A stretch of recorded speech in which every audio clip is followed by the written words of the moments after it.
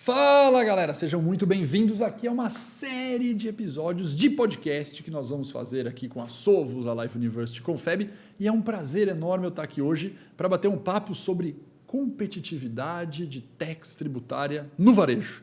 Sovos, para quem não conhece, líder global em tecnologia para resolver a complexidade tributária nas empresas. E hoje meu convidado especial, muito bem-vindo, Juliana. Prazerzaço, uma honra ter você aqui. Você que é diretor, quero que você se apresente e conte rapidamente o background, né? Porque tá aqui para falar de tributo é uma coisa muito fácil, né, cara?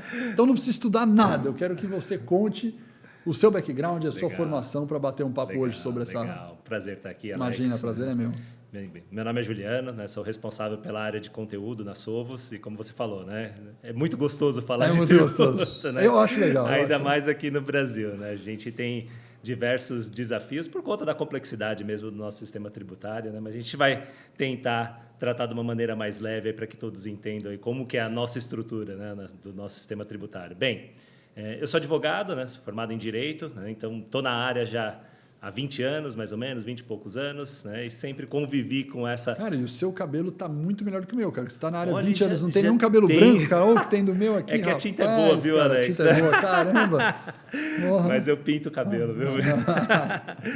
Mas é bastante difícil, ainda mais nesses últimos anos, né, que a gente tem falado bastante de reforma tributária, porque acho que a gente chegou num momento bastante complicado mesmo, onde a subjetividade da nossa legislação tem dificultado bastante aí a vida das empresas. Muito bom, muito bom. O nosso tema hoje, Juliana, é para a gente falar do varejo, né? Especificamente a gente falar um pouquinho do varejo. Por quê? Porque o varejo vive um cenário muito grande de transformação, né? Lógico, o varejo está sempre se transformando, é um setor importantíssimo economicamente, mas nos últimos anos, até a pandemia, né, deu uma acelerada, por exemplo, na questão de e-commerce, inovação.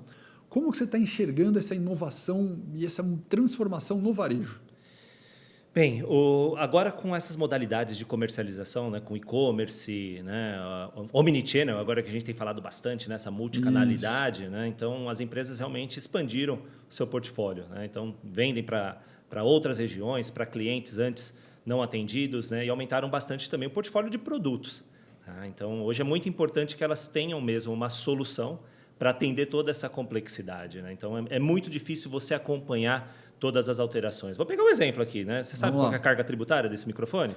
Com certeza não, né? Porque eu não sou o tributário daqui, eu não tenho a menor ideia da carga tributária. Essa pergunta ninguém consegue responder, tá? Porque depende de inúmeros fatores, né? Estou vendendo de onde para onde, né? Quais são as características desse controle, desse microfone? Então, tem inúmeras situações ali que definem a carga tributária, né? A nossa legislação, como eu falei, ela é extremamente complexa, né, Alex? Então, depende de inúmeros fatores. Assim, tanto que a lei de transparência que a gente tem hoje, ela não fala exatamente qual é a carga tributária de um produto.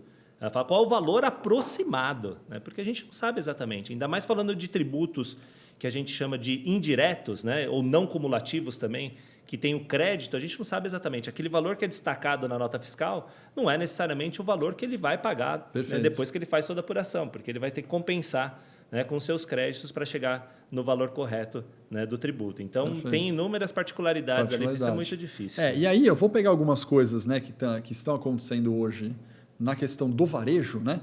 Porque, ao meu ver, né, e você que obviamente é especialista, elas têm impacto na área tributária. Então, vou pegar algumas coisas que é importante. Legal. Você citou a palavra omnichannel, né? Para a nossa audiência que pode não saber o que é omnichannel, na verdade, é maior que a multicanalidade, né? Multicanalidade seria como? Básico assim, de multichannel, né? Multicanal. Quando você, por exemplo, tem uma loja física, você tem o site e você tem o telemarketing, né? E você consegue comprar, né, ou fazer alguma alteração no pedido, tanto pelo telemarketing, quanto pelo site, quanto pela loja física. Sim. Mas você consegue comprar pelos 3 canais, mas eles não estão integrados. Então, por exemplo, você comprou na loja física, você não troca isso pelo site. Você comprou no site, você não vai ter a mesma agilidade de comprar via telemarketing, porque ele vai entregar na tua casa por um outro modelo. Quando a gente fala de omnichannel, aí é uma evolução dessa multicanalidade, onde o omnichannel ele integra os canais. Isso significa o seguinte, além de marketing, atendimento comercial, que tem ganhos ali do omnichannel atendimento, ele faz isso. Então, por exemplo, eu posso comprar pelo e-commerce e retirar na loja. Ou eu posso comprar na loja e mandar de volta porque eu não gostei do produto pelo e-commerce. Eu compro pelo telemarketing, retiro na loja e devolvo lá. Só que eu acredito que isso aí deve bagunçar a questão tributária, né? Sem Porque, por dúvida. exemplo, você compra via e-commerce, pode ser que tenha vindo de um outro centro de distribuição que está numa outra cidade. Exatamente. E aí você vai devolver na loja que tem um outro CNPJ, porque o CNPJ da loja não é o mesmo do outro. O que essa omnicanalidade traz de complexidade tributária? Quais são os problemas que você enxerga da omnicanalidade? A gente tem esse modelo de comercialização que evoluiu muito, né? Principalmente aí, né, durante a pandemia, Isso. mas a legislação não acompanha, né? A legislação é sempre, né, reativa, né? Nunca proativa, né, Alex? Então, por exemplo, se nesse caso que você comentou, eu compro numa determinada loja, eu posso devolver numa outra loja? Não, os contribuintes eles são independentes. Então, eu posso Mas devolver, pelo negócio, pelo business pode. então, tem que fazer pode, poder. né? Aí tem ali uma devolução, assim, mas a legislação ela não é clara nesse aspecto. Perfeito. Tá? Então, comprando aqui em São Paulo, posso devolver numa filial do Rio de Janeiro?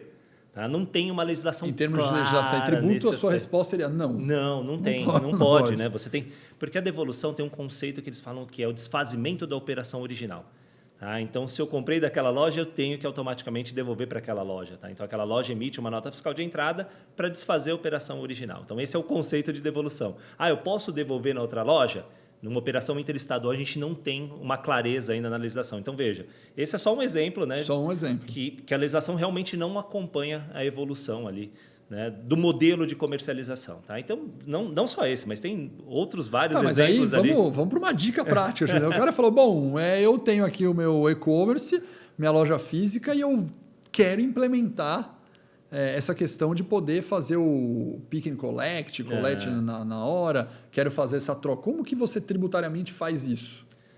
Bem, em termos de legislação. Depois a gente vai entrar em tecnologia, mas tecnologia à parte, legislação agora. Bem, a gente pode... Assim, várias empresas têm regimes especiais para cobrir essa situação, enfim, entendimentos ali para atender essa necessidade, né? Porque realmente é uma realidade. Mas o que eu quero dizer é que não existe uma clareza, um texto legal falando, não, você pode devolver, né, e depois fazer uma transferência ficta para essa situação.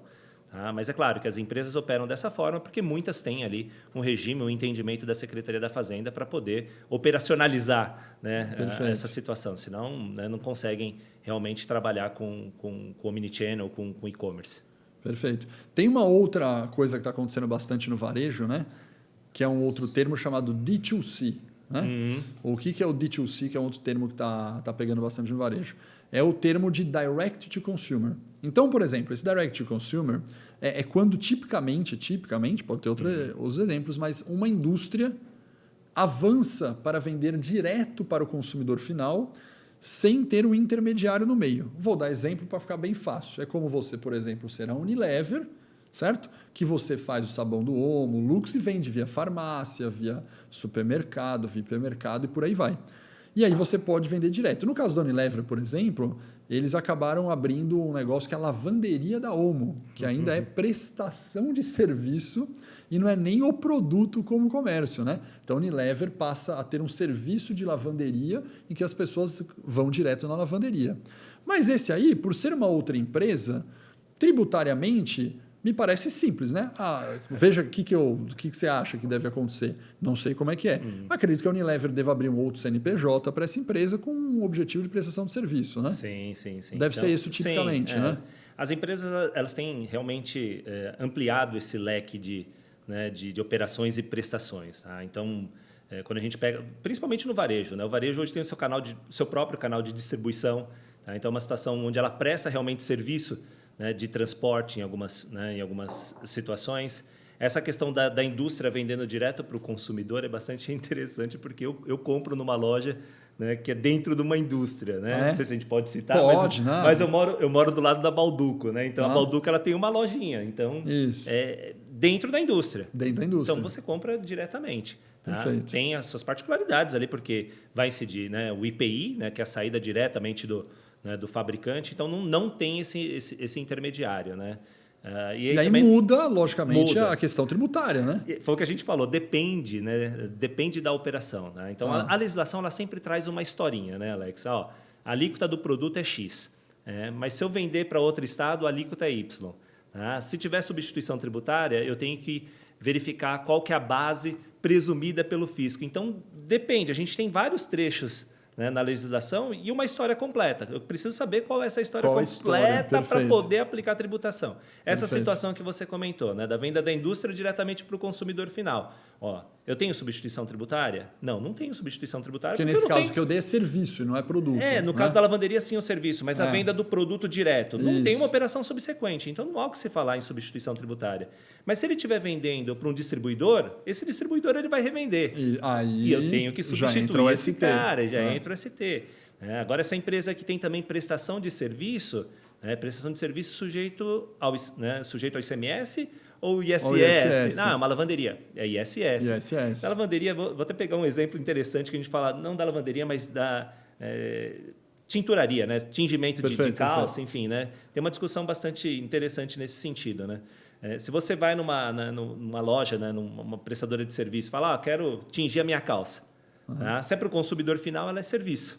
Perfeito. Tá? Agora, se eu tenho uma loja, né, e tenho um jeans, né, claro, e quero deixar um jeans escuro, mando para esse mesmo estabelecimento, né, em lote ali, sei lá, 50 calças. 50 calças. Tingiu aquela calça, devolveu, e eu vou revender, comercializar. Já é industrialização por encomenda. Então, veja, muda totalmente a tributa. Na mesma loja, a mesma calça, mesma serviço. Situação. Então, começa a distinguir, né, as incidências de acordo com a situação. Tá? Então, veja, o mesmo estabelecimento fazendo o mesmo tipo de trabalho vai incidir ISS numa situação e na outra situação. Cara, você sabe que você me lembrou um caso que agora já é antigo, mas na época me chamou muito a atenção. Né? No Shopping Eldorado, aqui em São Paulo, tem um parque, vou chamar assim, um parque infantil, chamado Kidzania, né? Kidzania. Já levei meus filhos lá. Já levou seus filhos lá? É um parque bem legal. Edutenimento que chama, né? Que as crianças brincam de fazer as profissões de uma cidade simulada ali. E eu vi a implementação, a abertura do Kidzania do Brasil, porque a diretora tributária teve contato com a gente e ela deu uma palestra para a gente no evento nosso, quando estava implantando e abrindo o Kidzania no Brasil. E aí um caso me chamou muita atenção, né? Porque as crianças ali podem ser bombeiro, né? Pode ser médico, pode ser jornalista, mas pode ser cozinheiro, né? Só que no parque da Kidzania tem os lugares que você vai almoçar e jantar e comer mesmo lanche, que vende hot dog, vende hambúrguer, tal. E aí a Kidzania deve comprar ainda o hambúrguer, né?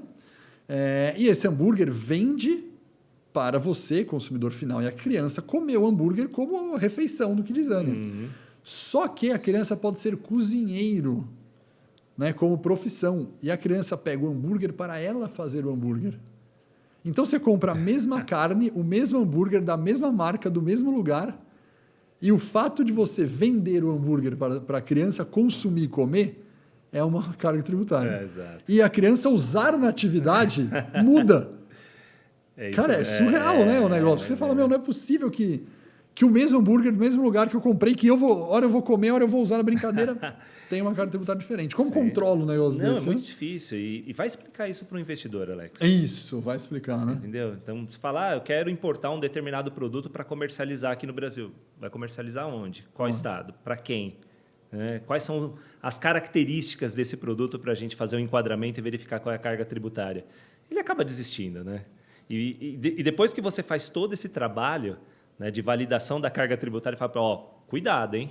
No próximo mês pode ser outra carga. Como assim? Cadê a segurança jurídica? Segurança do investidor, do retorno sobre o negócio. Explicar isso para o investidor é muito complicado. Por isso que o Brasil carece mesmo, né, de uma reforma tributária que seja mais simples, mais transparente, para o nosso crescimento econômico, Alex. E ainda falando sobre essa questão do varejo, a gente citou um serviço do Unilever, né? A gente tem outras marcas, né, que ficaram famosas durante a pandemia, cresceu bastante. Você pega a Ambev, né, por exemplo, vende cerveja, refrigerante, etc. Aí você pega a Ambev, que criou o Zé Delivery, né? Que é o serviço de entrega na nossa casa do produto que ele comprava. Então ele fez um D2C. Perfeito. Né? Ou seja, começou a vender direto pelo consumidor via aplicativo, entregando com o serviço logístico o produto que ele tinha lá. Também cai na mesma dificuldade da gente analisar o que você falou, analisa a história, né? Exato. Analisa a história para entender, né, o contexto da coisa. Só que o negócio não para aí. Porque a Ambev vendia o quê, né? Por exemplo, a Ambev vendia cerveja, por exemplo, refrigerante. Só que se ela passa a vender carvão para o seu churrasco, passa a vender gelo, ou seja, o leque de produtos que ela tinha aumenta. E isso está muito comum hoje. Essa abertura de, por exemplo, a própria empresa, além de ser D2C, aumentar o leque de produtos, ela também traz uma complexidade tributária, né? Sem dúvida, com certeza. E a Ambev é um ótimo exemplo, né? É um bom exemplo, Posso né? falar com propriedade porque é um cliente nosso, né? Que legal, bacana. E realmente eles passaram por essa transformação digital, né? Então desenvolveram realmente um ecossistema integrando, né, os diversos sistemas da companhia, né? Porque tudo impacta no preço, né? Tudo impacta no preço. A gente está falando aqui de tributos indiretos, e a Ambev realmente optou, né, pelo nosso motor de cálculo, né, passou por essa transformação digital justamente para expandir o seu mercado. E realmente, hoje você olha no Zé Delivery e você vê de tudo. Tudo, né? Você vê carvão, comidinhas. Hoje eu não saio mais de casa para comprar cerveja, por exemplo. Né? Você não sai mais? Muito difícil. Muito difícil? Cara. Eu não posso falar que eu não tomo cerveja. Ambev, não fique triste comigo, Ambev. Né? Mas não só cerveja, suco para meninada em casa, tudo que precisa, até mesmo carvão. Esses dias eu fui fazer um churrasco, até ir na vendinha e comprar carvão. Eu olhei um preço acessível no Zé Delivery. Você mandou no Zé Delivery? Foi lá e pum, chega rapidão, cara. Então, você vê. Então, a automação, né, do processo permite realmente essa expansão de mercado mesmo das companhias. Perfeito. E a Ambev é um ótimo exemplo. Porque eu acho que essa conclusão nossa aqui dessa parte, de falar um pouco de cenário, me parece que é um caminho sem volta para o varejo, né? O D2C, o Omnichannel, a venda direta, aumento de portfólio, inovação no portfólio de produto, no portfólio de serviço que vai ter. Então, acho que para quem está ouvindo a gente que é do varejo, fala, bom, uma coisa me parece ser garantia, nós teremos o que brincar, né? Porque se vai ter toda essa inovação constante o tempo todo, a única conclusão que a gente chega é que a gente, na área tributária dessas empresas, vai ter que se adaptar à mudança e ficar ajustando, ouvindo a história, implementando, porque vai ter que fazer ajuste, né? Sem dúvida. Porque se a inovação não vai parar, na área tributária ela tem que acompanhar a inovação. Não tem saída, né? É mandatório. É mandatório. Né? Não é mais uma opção. Né? Não é mais uma opção. O fisco começou com essa transformação digital lá no SPED, lá em 2007, e parece que ainda muitas empresas não abriram os olhos para essa realidade. Então, tem ali o fiscal como uma área que gera só despesas. Né? E não é isso. Né? O fiscal hoje ele é analítico. Né? O fiscal ele dá insights ali para todas as áreas dentro da companhia, tanto para o setor de compras, vendas, logística, enfim, porque tudo impacta no preço. Perfeito. Tributo, né, impacta em todas as situações, em todas as áreas. Então, o fiscal ele deve ser mais analítico. Tá? Por isso que a tecnologia é importante. As empresas precisam, né, iniciar a transformação digital e deixar realmente o fiscal para trabalhar com dados. Né? Orientar os executivos, né, para a tomada de decisões importantes. É legal agora a gente comercializar o produto A, o produto B. Vamos começar a vender lá para a região norte, que a gente não tem ainda clientes. Tá? Então, essa é a função hoje do setor fiscal. Isso que você está falando é muito, muito importante, mas eu acho que a grande massa das áreas tributárias hoje... Lógico, eu tenho uma frase que eu falo, vai estar na minha canequinha aqui, tudo é percentual, né? Eu acho que é um percentual que é mais de 50% das áreas tributárias no Brasil ainda não chegaram nesse nível de maturidade que você falou. Não acredito que não. Né? Acho que a grande maioria ainda está no mindset da área fiscal de fazer o seguinte, eu preciso cumprir as obrigações fiscais, não atrasar, não ser multado, estar compliance com uma governança íntegra. Eu acho que as áreas ainda não estão com a maturidade de falar, eu gero valor para o negócio. Você acha que esse meu percentual de ser a maioria... Eu acho que gira em torno realmente de 50% mesmo, Alex. E, assim, as empresas que não se atentam para isso, né, e tem o fiscal ali acompanhando, né, meia dúzia de produtos, elas não crescem. Não crescem. Tá? Então, a gente tem até um exemplo aí, né, visitamos uma companhia, tá? Falamos da nossa solução e ela, não, o meu fiscal já atende muito bem. A gente fez até uma prova de conceito na época, né? E realmente a tributação estava de acordo com a legislação. Parabenizei o time fiscal na época lá, enfim. Mas vocês ainda assim precisam da solução. O CFO foi, né, categórico. Taxativo. Cara, não, meu time atende e acabou. Bem, essa empresa, eu não escuto mais falar o nome dessa empresa, ou seja, ficou concentrado naquele nicho, o fiscal trabalhando somente né, com aquela né, meia dúzia de produtos. E não olhou para frente, né, ficou olhando só para o retrovisor. Tá? Então, é muito importante você se apoiar mesmo na tecnologia para o fiscal ser realmente analítico. Né? Perfeito. Então, eu quero registrar um insight aqui, viu, pessoal? Acho que eu tenho um insight que eu não, né? O Juliano me deu um insight, só estou replicando aqui. Se a gente parar para analisar, a gente tem acho que 2 grandes cenários de mindset, vou chamar, né? De a cultura da área tributária. E esse é o insight. Um mindset você pode ser uma área tributária reativa que reclama das alterações e ser um cara que corta por burocrático. A gente fala, não dá para fazer isso, não dá para vender, não tem contrato. Isso é uma postura de área tributária. E do outro lado, você tem outro mindset de área tributária que é o propositivo. É o cara que vai falar, achei aqui uma oportunidade num desconto num produto tal. Vamos fazer uma inovação que eu já sei como fazer a logística reversa. Já sei como pegar aqui e coletar ali. E eu, área tributária, proponho geração de valor ao negócio ao invés de reclamar da burocracia e mudança. Para mim, o insight é óbvio, né? Você tem que caminhar para o lado da geração de valor. Se é a área tributária que reclama, certamente para a tua imagem dentro da empresa não vai ser legal, né? E assim, a gente tem sempre o tributo como vilão, né? Isso, então incrível, tira, né? Deixe de ser vilão e seja gerador de receita. Então, mas assim, a gente tem uma carga tributária alta, né? Lógico, comparada aos países da OCDE, a gente sabe muito bem disso, que gira em torno de 33%, né? Hoje está em 32%, 33%. Equivalente ao que, né, a carga tributária, né, dos países, como eu falei, lá da OCDE. Né? O problema é que o retorno dessa arrecadação, né, para a população. Mas isso daí é uma outra história. O tributo está lá economia e assim, o que a gente tem que saber, tem que estar claro para nós é o seguinte, que o tributo, né, o conceito de tributo, vou até falar ser um pouquinho mais técnico, é uma prestação pecuniária compulsória. Tá? Você tem que pagar em dinheiro, né, e é obrigatório. Ponto. Não tem dessa. Tá? Então, e é mediante lei, está lá. Se você praticou algo que está né, descrito na lei, você vai ter que pagar, não tem saída. É isso aí. Né? E as empresas querem pagar, Alex. Elas querem pagar, só que elas não sabem. Não sabem como. Esse é o problema. Mas sabe que você comentou outro negócio que eu também vou pegar no insight. Apesar de a carga tributária do Brasil ser alta, a lógica do que a gente está discutindo da área tributária gerar valor ela é igual para todo mundo. Sim, né? Para o seu concorrente, lógico, você vai falar de serviço, de indústria, muda. Mas falando do seu concorrente, é a mesma carga tributária.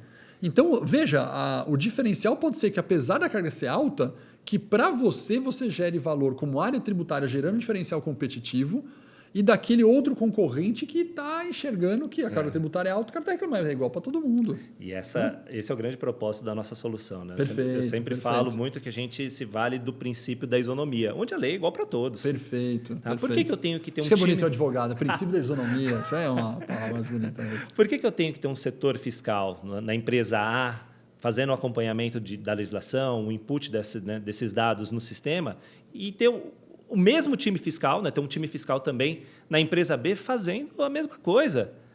Então, essa é a grande razão da nossa principal solução, que é o nosso Tax Determination. Eu sempre falo isso. A gente já tem um time de especialistas que faz todo esse acompanhamento, que consegue interpretar a legislação, porque a gente tem especialistas em cada área, né, que discute muitas vezes com o próprio fisco para saber exatamente qual o objetivo, né, daquela alteração. Faz o insert desses dados na nossa plataforma e disponibiliza ali para os nossos clientes. Essas informações serão consumidas tanto pelo cliente A quanto pelo concorrente, cara, pelo B. Então, perfeito. Então não adianta você manter um time para fazer, né, todo esse acompanhamento, essa parte burocrática. Use esse time, né, muito competente que você tem como nesse cliente para fazer outras coisas, para fazer planejamento, para atender um eventual questionamento, né, de outra área, até mesmo numa auditoria, você ser mais ágil ali, né, nas respostas, mas esse é o grande objetivo mesmo, da transformação digital. Da transformação digital. O fiscal ele mudou de patamar, Alex. Tá? A partir do momento que você tem os processos, né, automatizados, né, dentro da companhia, você consegue usar o fiscal mesmo para dar, né, insights para os executivos em tomada de decisões importantes. Vamos abrir uma planta no Centro-Oeste, vamos vender para a região X, vamos expandir aqui o nosso portfólio de produtos. Então, essa é a ideia mesmo, e o fiscal ser parceiro mesmo Perfeito. Então, das outras áreas. Se eu pegar para traduzir o que você falou, apesar de ter sido muito bem fácil, explicadinho, a explicação a gente que tem 2 partes importantes que você está falando. Uma, sem tecnologia, você dificulta o acompanhamento dessa inovação que a gente comentou no cenário do varejo. É isso aí. Porque é tanta inovação, tanta mudança, tanta opção, que se você não tiver com a tecnologia, vai complicar o negócio. Exato. Essa tecnologia permite o aumento de inovação e, ao mesmo tempo, permite com que tenha uma fluidez no serviço da tecnologia com as atualizações constantes para que o foco central da empresa fique na parte que mais agrega valor e Sim. não na determinação. Porque, por exemplo, o que você falou dessa parte da tecnologia de determinação de cálculo, né? Esse Tax Determination, ele faz o quê? Ele calcula automaticamente o imposto e você pode configurar quando muda produto, põe um novo, Sim. põe serviço, você rapidamente põe para operar essas novas opções que você tem na tua empresa e o Tax Determination calcula todo o tributo. Essa é a ideia, o core central. É essa a proposta. Tá? Então, além de você ter a tributação do passado para atender ali, um eventual questionamento do fisco ou numa auditoria, você consegue também fazer o planejamento para situações lá na frente. Ou produtos ainda que não são comercializados pela companhia. Tá? Então, uma NCM nova, um produto novo, né? Vai lá, coloca lá no sistema e você já consegue verificar toda a carga tributária e fazer um planejamento para iniciar a comercialização daquele produto. Então, esse é o grande propósito. Uma coisa que você acabou de comentar, então, isso também acelera o time to market, né? Uma lógica, a gente fala time to market, cara, você consegue pôr mais rápido aquela inovação, aquele produto no ar, aquela venda no ar por causa dessa facilidade. É uma solução que já faz.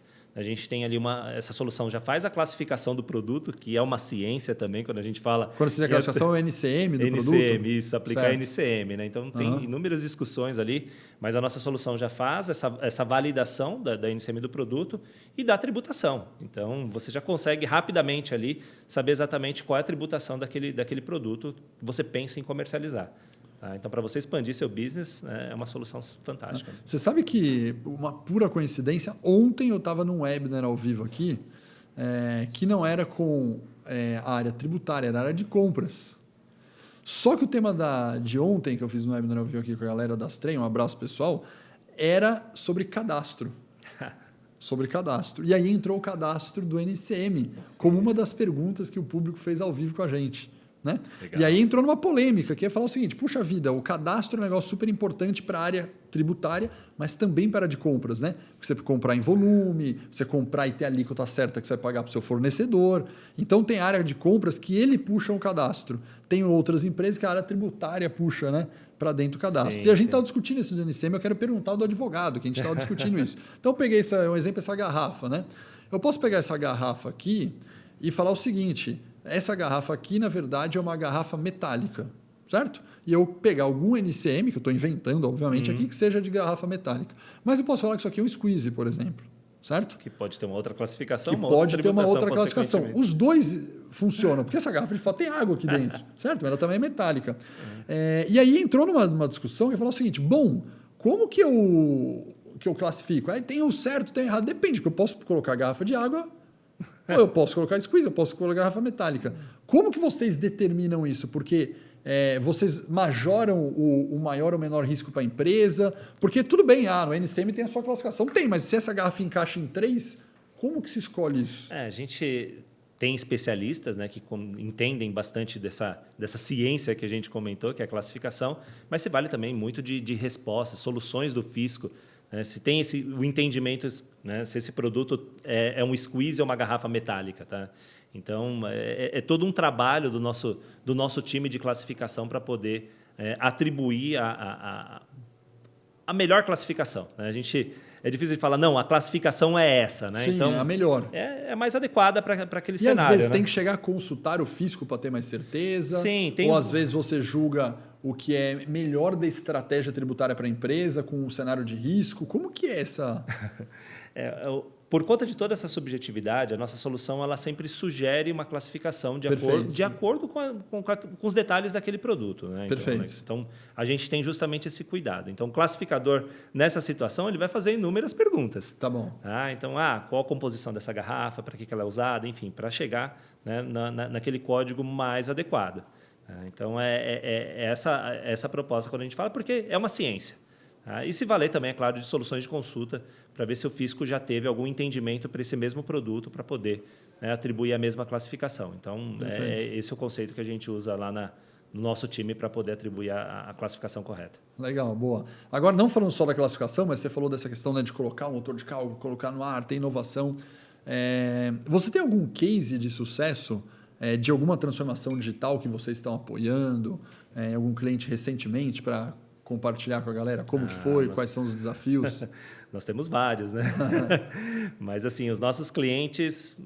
A gente pode comentar? Não precisa falar. Fala o segmento. Então, o segmento que a gente conhece, assim, voltado para eletrônicos. Perfeito. Tá? Então, um grande varejista, né, que tem ali como foco a comercialização de produtos eletrônicos. Hoje, se você olha, né, no marketplace deles, lá você vê de tudo.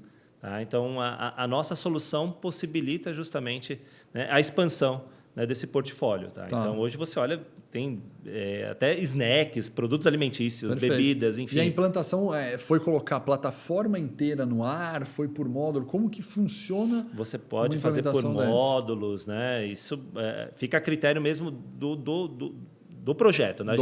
Gestão de projetos. Tá? Mas geralmente é feito realmente por módulos. Tá? Então, o segmento X, a gente vai começar a atuar com o segmento X na região Y. Tá? Então, puxa esses cenários, aí é um ponto bastante importante da nossa solução. Você traz os cenários do cliente, joga para a nossa plataforma e verifica se está de acordo, né? Se a tributação, se o nosso conteúdo é aderente, né, para aquele nicho de operações. Tá ok, a gente passa a trabalhar em produção e aí o acompanhamento depois das alterações, né, é feito pelo nosso time. Né? Então, aí eles não precisam mais se preocupar, né, com aquela tributação. Só simplesmente ir lá, consumir aquela regra, atualizar o seu ambiente de homologação, né, depois do de produção e já passa a aplicar ali aquela alteração. Então, é muito rápido, Alex. É muito rápido. É que você está falando de rapidez, está me chamando a atenção, porque historicamente, não recente, mas historicamente falando, quando a gente pensa em alguma implementação de alguma solução, de alguma plataforma tecnológica, que ainda tem que conversar, por exemplo, com o RP, né? Tem que conversar com algum RP, por exemplo, né? Com alguns RP de mercado, normalmente a gente ouve prazos maiores. Né? Você fala, nossa, eu tenho que colocar uma solução que vai ter que integrar com o meu RP, isso aqui é um projeto de 1 a 2 anos, mas você usou a palavra rápido aí. Eu queria entender rápido quanto? Está muito mais ágil do que era? Depende muito do projeto, né? Tá. Porque, como você comentou, tem toda essa parte de ajuste de cadastro. Acho que esse é o que leva mais tempo. Né? Você tem que verificar cadastro de fornecedores, cadastro de clientes e, principalmente, do produto. Tá? Verificar se a classificação está ok. Isso realmente leva muito tempo. Depois desse ajuste fica mais fácil. Você traz as operações, verifica a aderência da tributação. Se tiver ok, já passa, né, a trabalhar em produção. Em produção, o processo é muito rápido. Toda vez que tem uma alteração, a gente olha, né, nas empresas um período, sei lá, de 2 semanas, 3 semanas, né, para aplicação dessa alteração, né, em produção. E, assim... A legislação está lá, né? Sempre no último artigo está escrito o quê, né? Essa lei entra em vigor na data de sua publicação. E aí, como que a empresa fica, né, nesse período? Ela pode estar aplicando uma tributação a maior. E o que acontece? Se é maior no mercado extremamente competitivo... Você perdeu margem, perdeu competitividade, pode perder market share. Exato. E se ela tributa menor, o que acontece? Aí você pode ser autuado pelo fisco. Então, esse é o grande dilema, né? Então, por isso que é importante você ter uma plataforma, né, como o nosso Tax Determination, que disponibiliza, né, a regra sistêmica muito rápido, né, para ele lá só aprovar e consumir. Então, pelo que você está falando em termos de projeto, são fases, na verdade, que existem. Né? Se eu estou com um cadastro, redondinho, com algumas APIs de conexão com o meu RP redondinho, é uma coisa que rapidamente você coloca o Tax Determination no ar. Exato. Se você já está com uma base de cadastro que tem muita coisa para alterar, tem que fazer um saneamento mais forte, já entra um projeto antecipadamente um pouco maior para fazer esse ajuste da base dos dados que você tem. E até porque o nosso Tax Determination responde da maneira que você pergunta. Tá? Se você perguntar pela metade, ele vai responder a tributação pela metade. Então, eu tenho um detalhe ali. O meu consumidor, ele é o quê? Ele é não contribuinte. Se você não falar nada, ele vai aplicar a tributação convencional. Tá? Então, se a legislação traz uma particularidade, né, para aquela situação, você precisa informar. Porque se não informar, é claro que ele não vai calcular corretamente. Então, cadastro é muito importante. Muito importante. Depois que você faz todo esse ajuste de cadastro, a pergunta, ela tem todos os detalhes e aí, Isso. consequentemente, a resposta vai ser muito assertiva. Né? Tá. Quais são as maiores dificuldades, esse desafio que normalmente você encontra na implementação desses projetos para, né, essas empresas que estão inovando muito? E na hora que você vai colocar o negócio, vamos começar a rodar, vamos tocar o projeto. Aí, cara, normalmente tem um top 3 que sempre aparece. O que é? Geralmente cadastro. Viu, né? É mesmo? O cadastro, ele... Quando você olha por coincidência, falou nele aqui. Quando você olha para o cadastro, é incrível. Pela sua cara aqui, é tipo, deu vontade de chorar, né? Você fala, meu Deus, cara. Não, você vê, assim, cada cadastro incrível. Assim, Mas hoje as empresas têm se atentado bastante para isso. Né? Tá. Então, até mesmo o setor de compras. Tá? Quando começa a comercializar um produto, revender um produto, né? já tem todo um trabalho, né, de análise de fornecedor, né, de produto, antes de passar a comercializar. E aí tem um ponto importante também quando a gente fala de compras, né? É muito importante você ter a validação correta da tributação também na entrada, né? Não só no outbound, mas também no inbound. Né? Por inúmeros motivos. Né? Primeiro, essa questão, né, os mais importantes, né? Essa questão do custo mesmo. Tá? Estou comprando no fornecedor que não é do Simples. Opa, você tem que saber, né, que se recolhe ou não recolhe. Você tem crédito se o cara não é do Simples. Né? Então, o cara é do Simples, a parcelinha mínima que você acredita de CMS, por exemplo. Isso se ele informar o percentual na nota fiscal, senão você não acredita nada. Tá? Então, tem todo esse trabalho. E a responsabilidade também tributária, Alex. Esse daí é um ponto muito importante quando a gente fala do inbound. As empresas têm que se atentar muito para isso. O fisco, é claro, ele fiscaliza o contribuinte, mas se ele não consegue o crédito tributário, né, do contribuinte, ele vai no adquirente da mercadoria. Tá? Então, às vezes você fala, estou comprando mais barato do fornecedor X, mas será que ele está aplicando a tributação correta? Não está aplicando? Você pode ser responsável por essa situação. Entendi o que você falou. Você pode falar, bom, como eu comprei, se ele tiver irregular, vamos dizer assim, para não usar outra palavra, sei lá, o problema não é meu, ele que vendeu errado. Não, né? Mas o problema é seu também. Tem um problema seu na história como um todo aí. Exato. Então, esse é um então esse que você falou, o desafio de cadastro é um top 1 aí. O que tem de top 2, top 3 aí? Que você... divergência de entendimento também, porque a nossa legislação é extremamente complexa. Sim, né, cara? É incrível. Vou pegar o último exemplo aí da redução das alíquotas de IPI. Né? Então, a gente teve ali uma redução de 25%, depois 35%. O STF foi lá e falou, não, para os produtos que são fabricados, né, na Zona Franca de Manaus, eles não podem ter, né, nenhum tipo de incentivo, senão começa a concorrer também com as empresas que estão localizadas aí nas áreas incentivadas. Então, e como que a gente fica nessa discussão toda? Né? Então, tem clientes que optam, eu quero...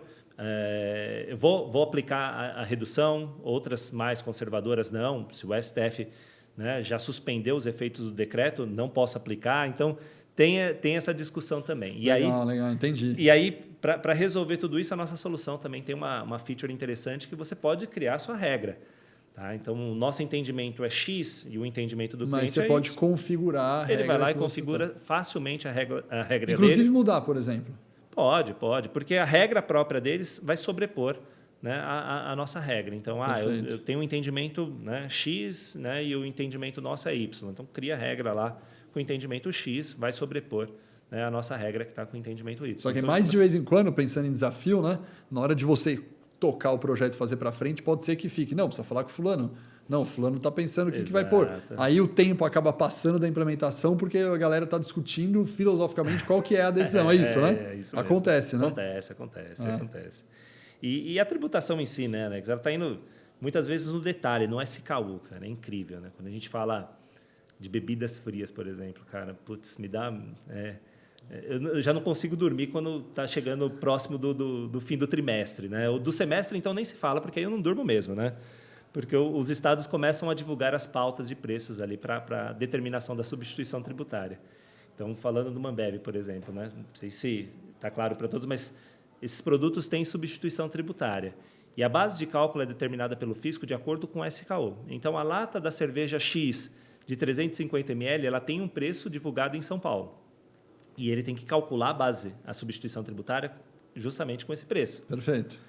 Então, imagina, só para vocês terem... Ontem eu estava dando uma olhadinha numa pauta do Maranhão. 114 páginas de PDF, essa pauta. Sei lá, 5 mil preços de produtos. Ave Maria. Então, isso só no Maranhão, tá? Só no Maranhão. Isso. Santa Catarina é parecido também, 60 páginas de diário oficial. Paraná, idem. Então, veja a dificuldade. Como que você vai acompanhar todas essas alterações para poder calcular corretamente a substituição tributária? E se não calcula com preço, você vai aplicar uma margem altíssima, de 140%, 70%, né, que não condiz com aquele valor praticado, né, na ponta ali no varejo. Então, veja a dificuldade. Tá? E não é só qual que é a alíquota do produto, né, se tem uma redução de base, ele vai muitas vezes no detalhe daquela latinha de cerveja, daquela latinha de refrigerante, daquele PET, né, de refrigerante, daquela garrafinha de água, enfim. É uma complexidade que a gente tem aqui na nossa legislação. Perfeito. E para fechar, qual o terceiro você acha que é o grande desafio? Como eu falei, né, o grande problema é justamente a subjetividade. Né?